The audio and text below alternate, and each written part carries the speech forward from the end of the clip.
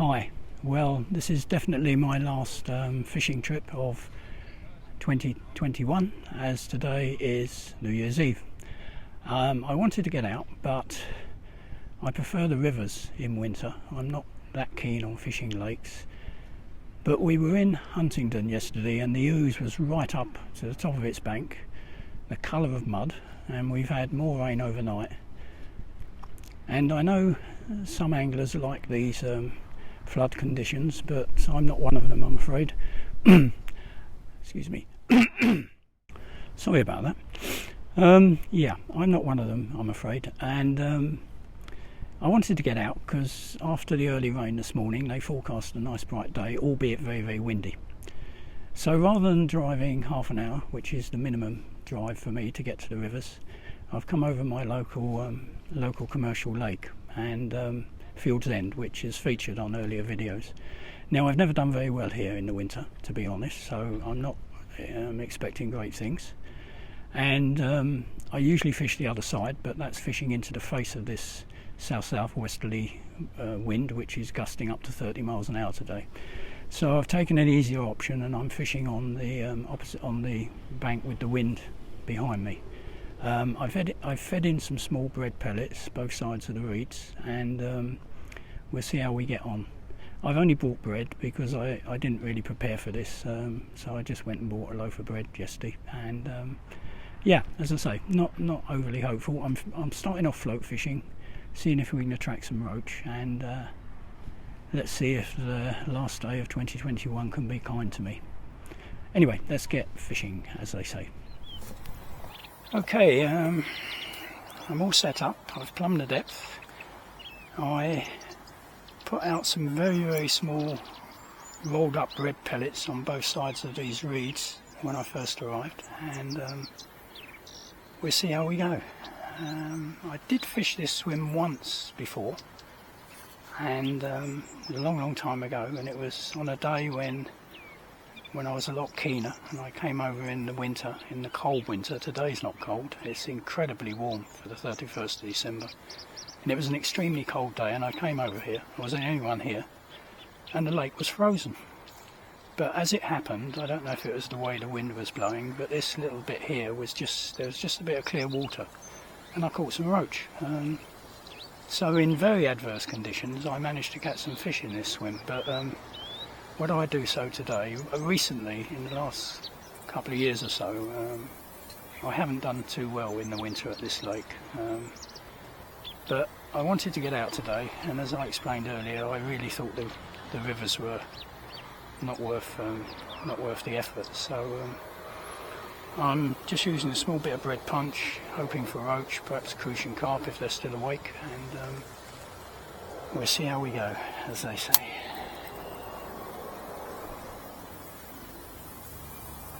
It's very deceiving.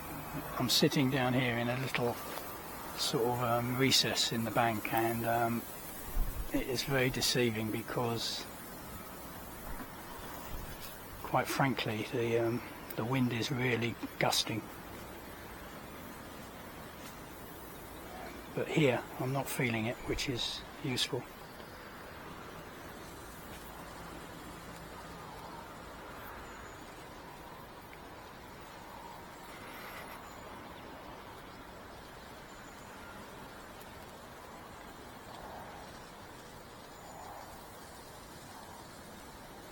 There's some guys to the left with a number of rods out. They're obviously after the big stuff.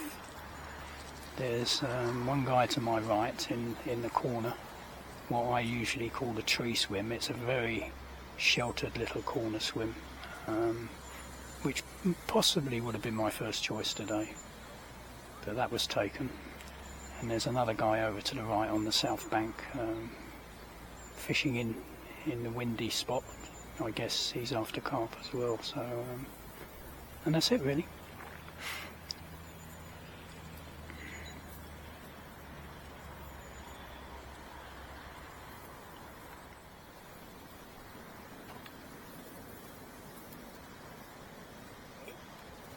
Let's see if the bread's still on. I never trust this punch bread. Oh yeah, it's still there.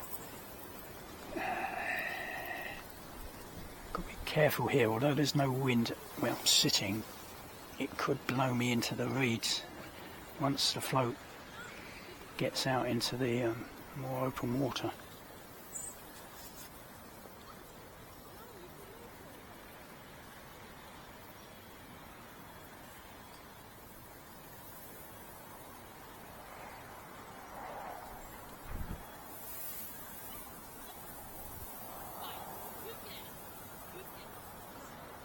There are a few people in the caravan site as well, which is a bit surprising at this time of year.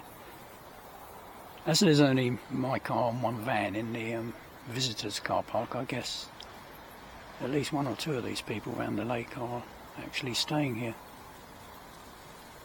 Sort of winter break.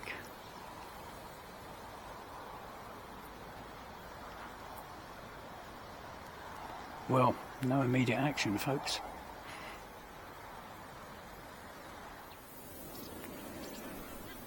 I've been fishing about half an hour now, and not a touch. So perhaps that doesn't bode very well. But I must admit, on this lake, even in the summer, I have had occasions when early on in the day it's been very quiet, and then all of a sudden the fish have woken up. So I won't give in yet, but as I say, up to now, not a touch. I just put in half a dozen or so more small, very small rolled up bread pellets around the float, try and encourage something. It's pretty clear now, watching the few other anglers around the lake, that they're all casting out into the lake with feeders or what have you. So I think I'm the only one float fishing the margin.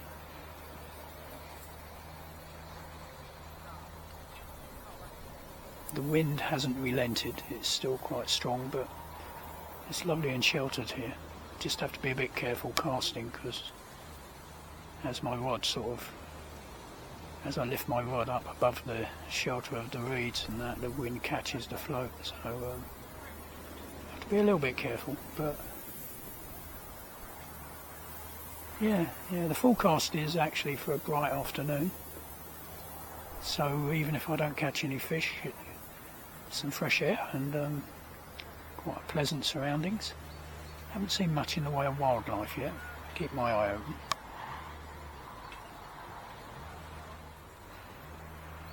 I shouldn't have been so lazy, really. I should have gone out in the garden yesterday and tried to find some worms, and that may have picked up a perch or two. But I was a bit in two minds, really, whether to come today, because yesterday was very windy and overcast, and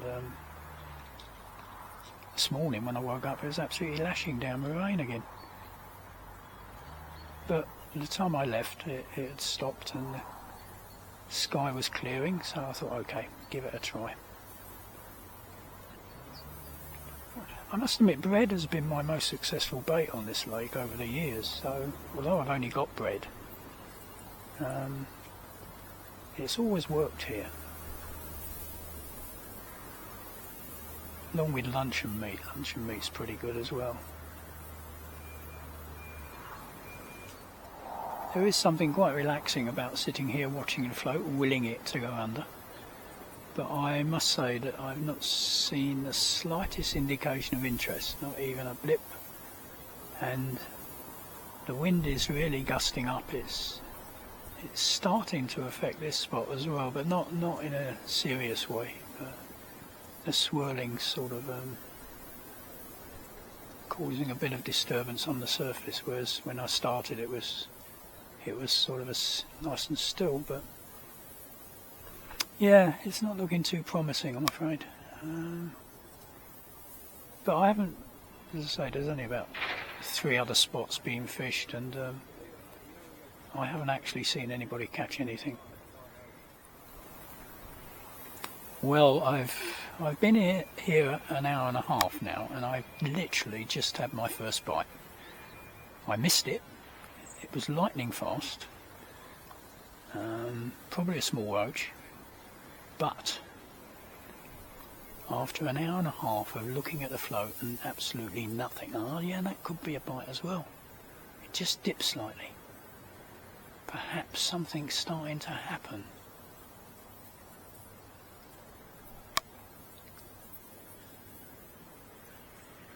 It'd be good if it is. Mind you, on past performance I've missed more bites than I've hit from these roach, so the chances are, even if I do get some more bites, there's no guarantee of fish.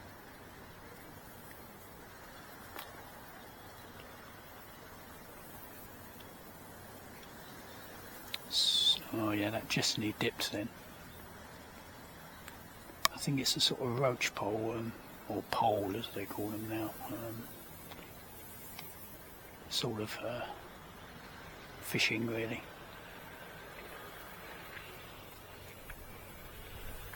But you never know. Maybe I'll get a confident one and I can hook it. The problem is the line's bowing a bit because of the wind.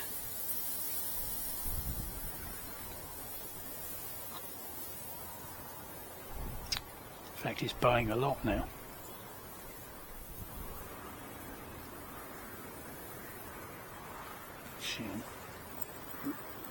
Go over a bit further that way.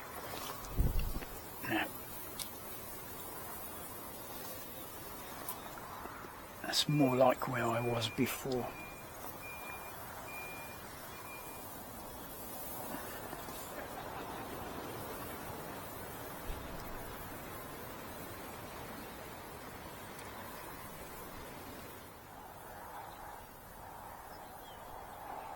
Come on, fishies. It's a lovely day. It's quite warm, although the water's probably not that warm.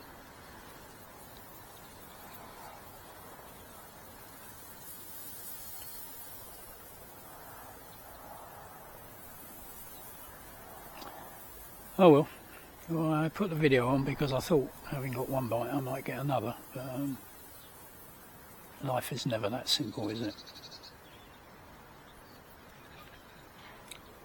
I'll be back if if I manage to hook.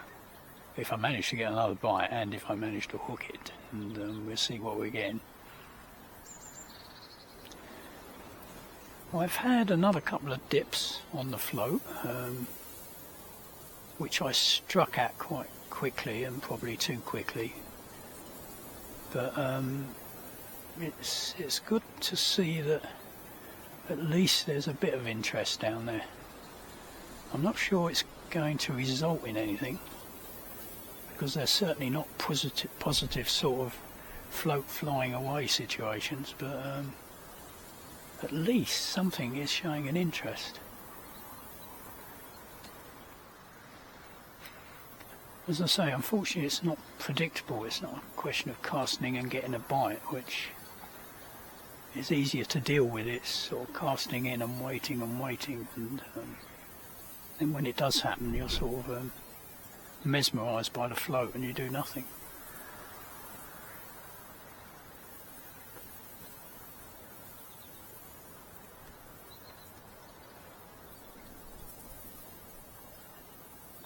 There are crucian carp in here. I don't quite know what their feeding habits are in the winter. Perhaps they don't feed in the winter, but they are notoriously difficult to hook.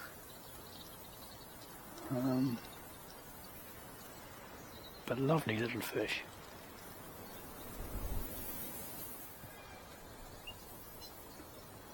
Yeah, this is the problem. You sit looking at this float, it does nothing. There's no twitching, there's no pre-indication, there's nothing. You know, all of a sudden it just goes woof, and that's it. And as I say, up to now I've missed them. There's only been about 3 or 4 like that, to be honest, but I've missed them all.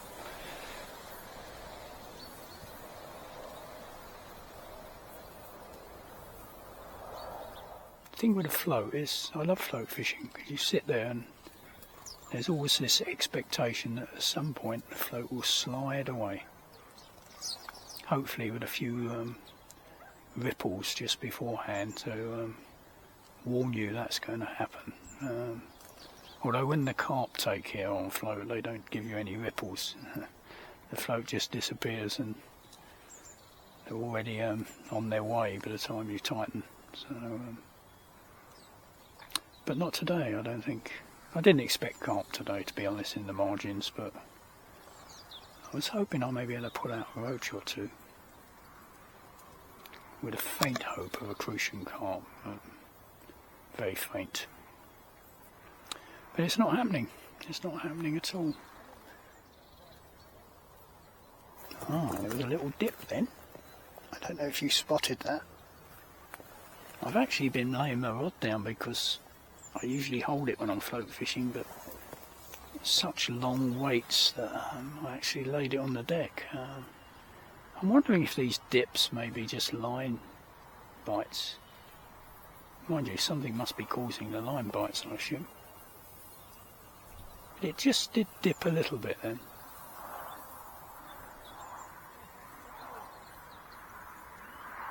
But they don't fancy my bread.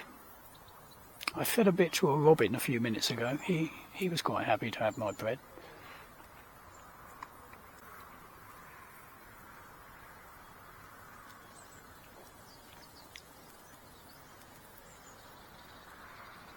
The guy came round to check tickets, and he said, "How are you doing?" And I said, "Well, not very well." And he said, "Oh, obviously he fishes here as well as being the chap who checks your tickets." And he said, "Oh, I like this side of the lake." And he said, "Are you using maggots?" And I said, "Well, no, I'm not," which would tend to indicate that that might be the preferred method these days.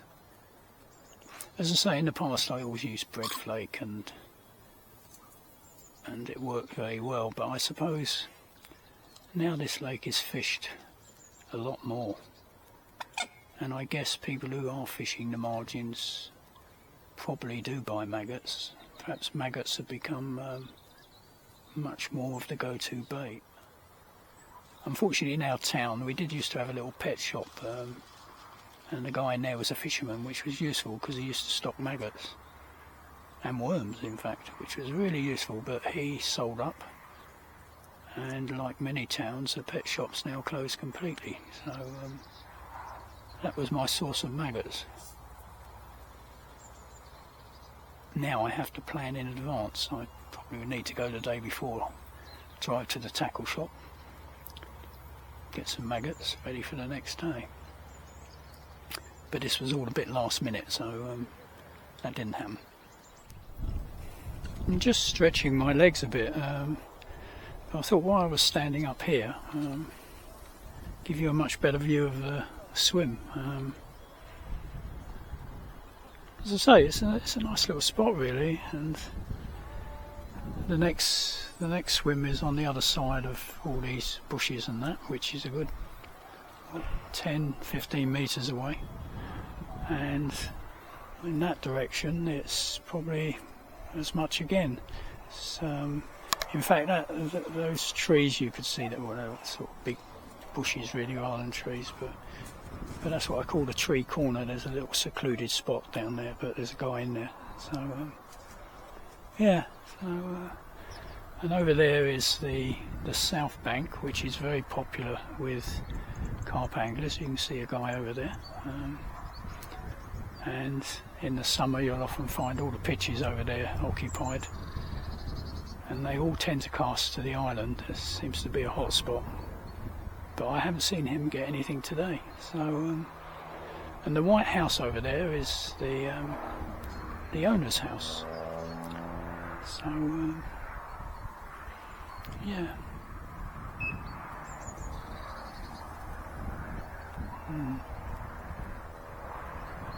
As you can see, we're in the fens, so wind turbines are quite quite common,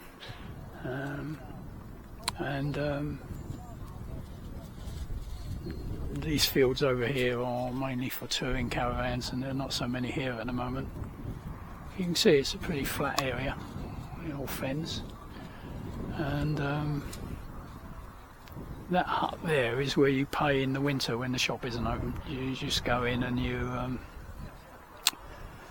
write your name on an envelope, put some money in it, and make a note in a little ticket book with a carbon copy. You leave the carbon copy there and you take the ticket with you, and then you pop your money in that little green box there on the pole. So when I first used to come here, that was the only way you paid, because the shop didn't exist. The shop, you can't really see it here, it's just down behind those two small trees there, but there was no shop. You just came and you paid in the hut and you put your money in the box. But it's all got a lot more sophisticated since then. So yeah, it's as I say, there's some carp guys down there. I'm not sure if they've had anything. Just down there, you can see the video camera.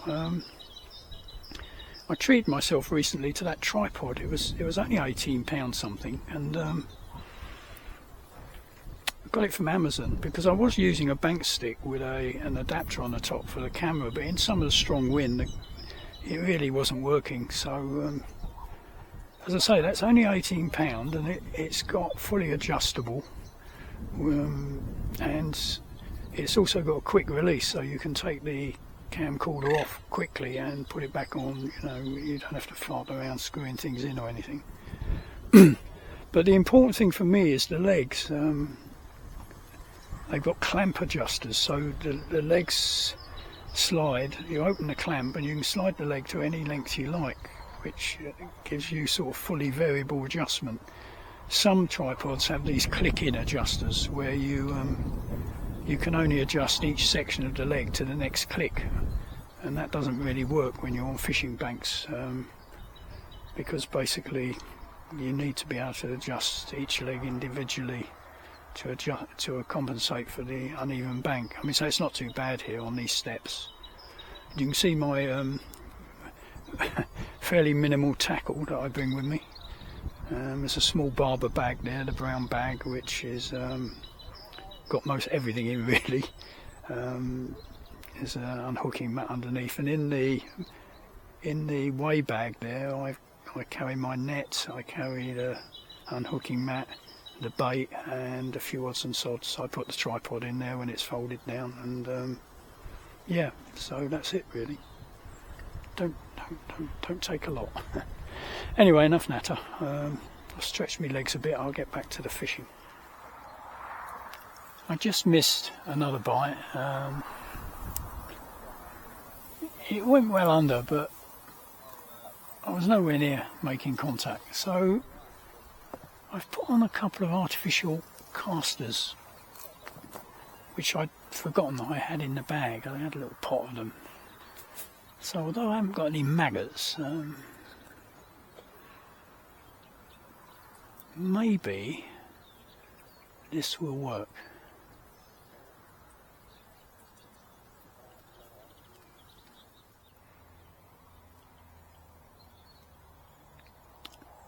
Well, not a touch on the artificial casters, so that idea didn't work.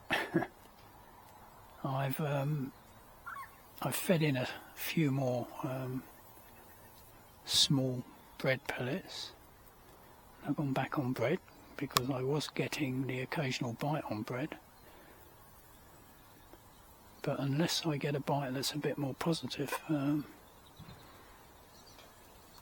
not sure we're going to get anything today.